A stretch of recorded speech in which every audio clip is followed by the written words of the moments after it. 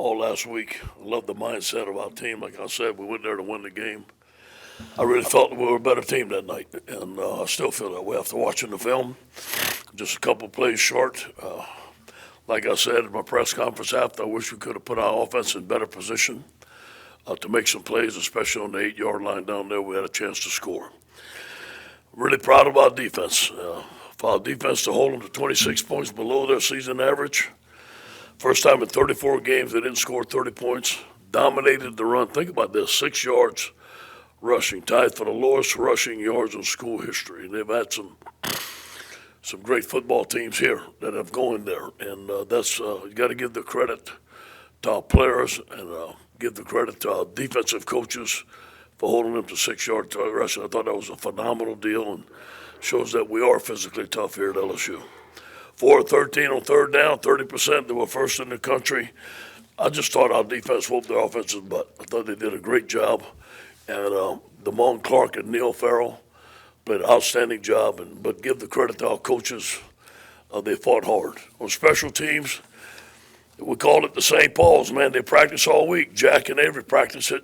Coach Mack put it together, and the situation came up. The first punt, we said it was around the 50. And it's 4th and 5 or less. We're gonna call it, and we called timeout, and we got it called. And Avery ran up there screaming, "Run, run, run!" It was executed perfect. What a great call by Coach Mack, and give credit to Avery and Jack and all the guys that ran the deal.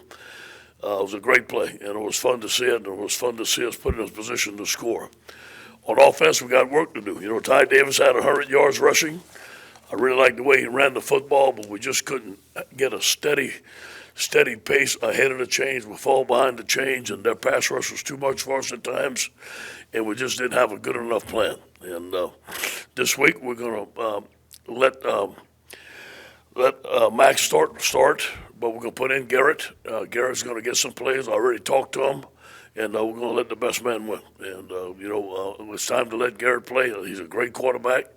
I like Max a lot. Max is still our starting quarterback, but I will give Garett a chance. I talked to him. He wants to play, so he will play against Arkansas. And the guy that ends up playing the best is going to play the most. On Arkansas, Sam Pittman is a great coach, great offensive line coach. I'm so glad to see the job that he's doing at Arkansas. I'm happy for him. He's a good man. He's a hard-working man. He's a spread on offense. He's an offensive line that's very well coached. Big quarterback that's going to run the ball, hurry up offense, led by Traylon Burks. I recruited Traylon, a great basketball player, a great young man. I feel like he's one of the best players on the team, one of the best players in the SEC. On defense, their coach is a great coach, 3-2-5, 3-2-6 scheme with 5 returning starters, 24 points per game. They're very multiple. Trey Williams, defensive end, 55, leads them in sacks. Monteric Brown and Grant Morgan, outstanding players. This is a very well-coached team, a hard-playing team. Any questions?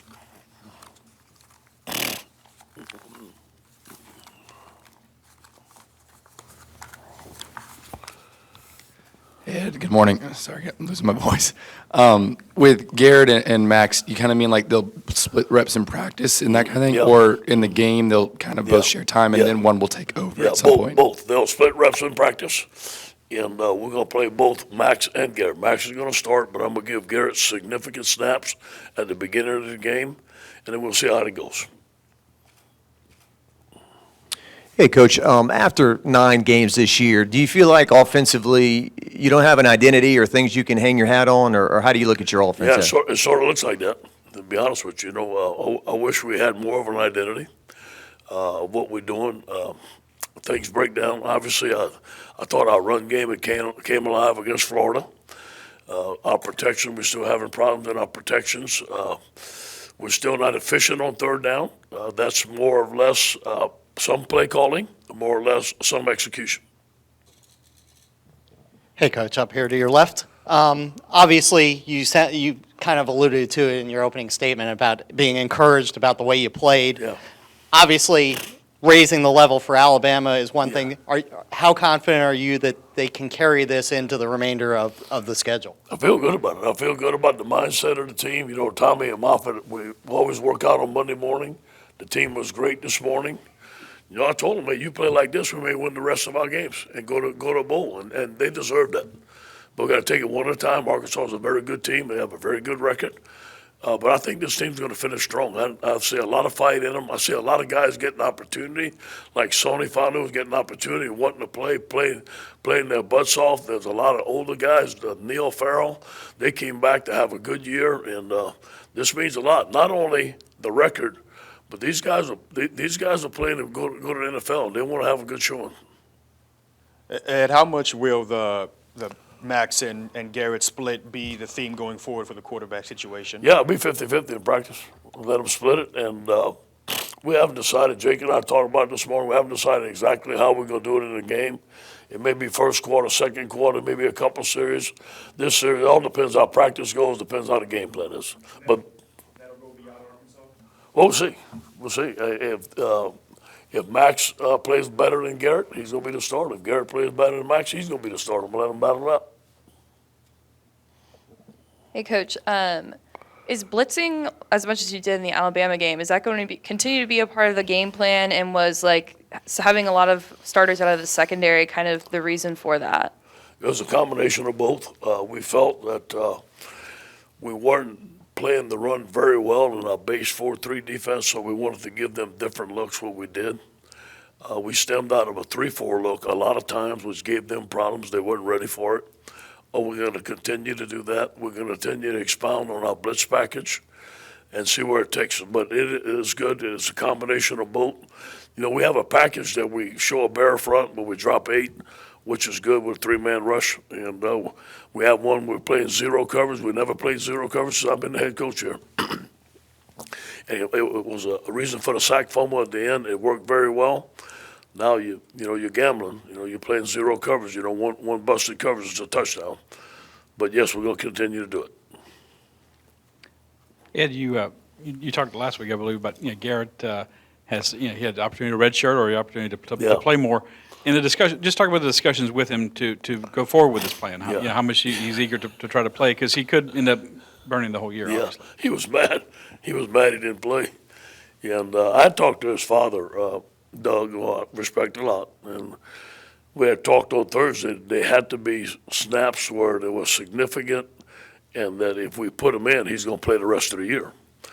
And I didn't feel that it was time to throw him in there for a couple of plays and then us burn his red shirt year. I didn't want to do that to him.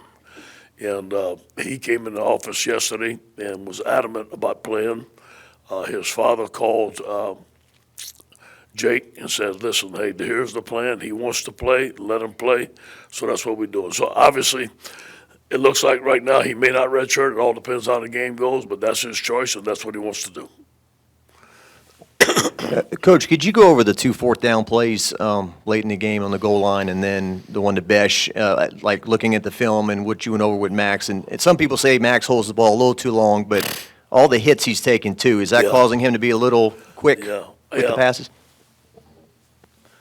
Max has done very well taking some hits, and he's completed some balls, and he's hung in there like a man. Sometimes he does hold the ball too long. Jack was open, the ball was high. True. And he had pressure on him, but Jack was open. If the ball was a little bit lower, Jack would have called it. I thought it was a good call. The ball was too high. Couple of things, Ed. Is it a mechanics thing with Max that it seems like a lot of those balls were sailing on him, one? And two, in this situation, sometimes coaches can't get players to play hard, but you've managed to do that. What do you attribute that to? Well, it was Alabama LSU, number one. And we knew we had to play lights out just to stick with them. We knew that. And we're prepared to do that. I think the end of the year, some people may be looking to quit the year and had enough. I don't see that in this team. I don't see that in me for sure. I'm gonna enjoy all these 3 weeks every day. Love coaching for the Tigers, and I think when you have proper leadership, that this team is going to finish strong. You got guys like Damone Clark, Neil Farrell, Ty Davis coming around. These guys want to finish strong, so I'm not worried about that. With Max, it is mechanics sometimes, but it is a matter of his proper reads. Where should he go according to the coverage? Sometimes he's doing it right, sometimes he's doing it wrong. Coach, not a lot of people had seen the animation from you on the sideline Saturday. Is this what you were talking about, the weight lifted off, and is it just you having more fun? And why haven't you been like that previous to this year, do you think? That's a good question. Just going into that stadium, there had been so much made of the statement that I made, and they were going to do this to me and all that stuff. I just wanted to compete, and I love competing. And I don't take things said about me personally. I don't take that lightly. I can't say nothing about it, but I can do something about it. And neither I or our team was intimidated by anybody, and I mean anybody, on the sideline of Alabama or in the stadium. We went there to win. No disrespect to them. Great coaches, great team, great fans, but we were not going to go in there and get intimidated. So that's what you saw. Good question. Ed, just injury updates for the week. Mason, Cordell, Sage, Major, any of them could come back? Yeah, Sage is not going to be back. We may get Mason back the last game. I don't know yet. We should get Cordell Flott back this week. The rest of the guys are going to be okay. Some of the guys are limited right now, but those are the guys that I know for sure. Sage and Mason will not play this week. With so many starters out on your defensive line, but you still have Neil Farrell, Glenn Logan, but you've had a couple of young guys like B.J. Ojulari and Jacqueline Roy contribute this season. What have you seen out of those two younger guys? What do they bring to the table? Yeah, B.J. is a force, and he's a force on special teams too. Outstanding player. All B.J. ever says is yes, sir. He's a great young man. Great worker. I've seen a lot of maturity in Jacqueline Roy. I feel that both of those young men have a chance to be high draft picks. I've seen Jacqueline Roy learn his craft, come to work, is in better condition, has a great attitude towards work all day. So if he continues that, I think he's ended up being a great player here. And also Sonny. You look at Sonny. Sonny's played tackle, nose, end for us. He finally got his chance to start. He was in the big game. He loved it. He did very well. I'm so happy for those guys that kept on fighting. Coach, after the way the year has gone, how much would it mean to the team to make a bowl game? It mean a lot. I think it mean a lot. And it starts with Arkansas. You know what I'm saying? I think that these guys want to keep on playing. I think it's good for the team. I think it's good for the younger guys to have 15 extra practices. There's a lot of guys with the skills we can get better at. I think it would be good for everybody. As long as it has blue water and white beaches. I know it's been probably a couple weeks since we asked you about this, but do you guys expect to have Derrick Stingley back at all this year? Not that I know of. I haven't heard anything different. Nothing has changed that I know of.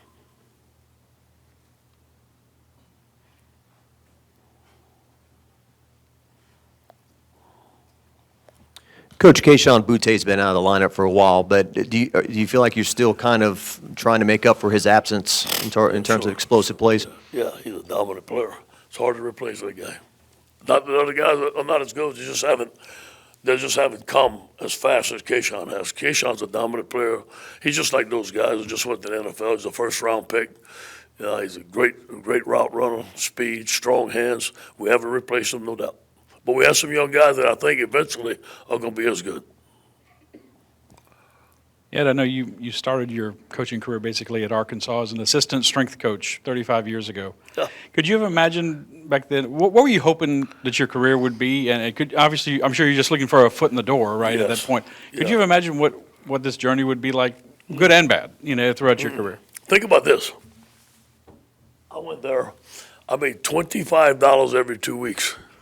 That was my check.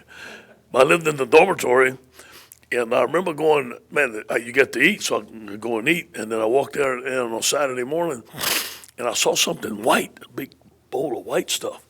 And I asked my partner, I said, what is that? He said, that's gravy. I said, no, the gravy ain't white where I'm from. But, it was a great experience. My first time in Division I football. They let me be a strength coach. I was assistant strength coach, really a GA.